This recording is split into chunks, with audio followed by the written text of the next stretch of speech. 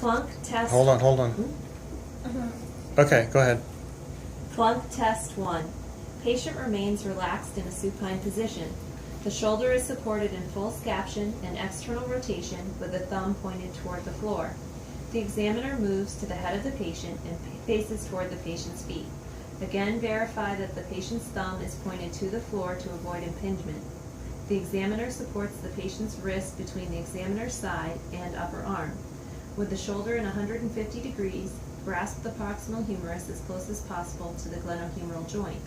Push the humeral head toward the feet into the inferior labrum. Perform compression rotations slowly in both directions.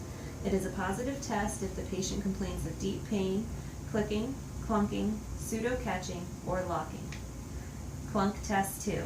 The examiner's hand slides under the posterior of the glenohumeral joint, which serves as a fulcrum in this maneuver. The examiner's outside hand grasps the patient's elbow, which is placed in enough flexion to support the patient's forearm on the examiner's inside forearm. One overpressure is placed at 90 degrees, 110 degrees, 130 degrees, and 150 degrees.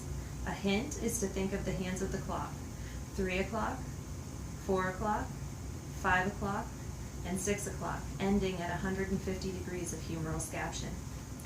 To check for Bankart and slap lesions, we move to the crank test. This transitions easily from the clunk 2 test, where the shoulder remains in 150 degrees of scaption. The examiner's outside hand remains on the elbow, and the inside hand takes the wrist. As the examiner applies an axial compressive loading through the elbow toward the patient's feet, 3 overpressures are applied in external rotation and 3 overpressures in internal rotation. Again, it is a positive test if the patient complains of deep pain, clicking, catching, pseudo-catching, or locking.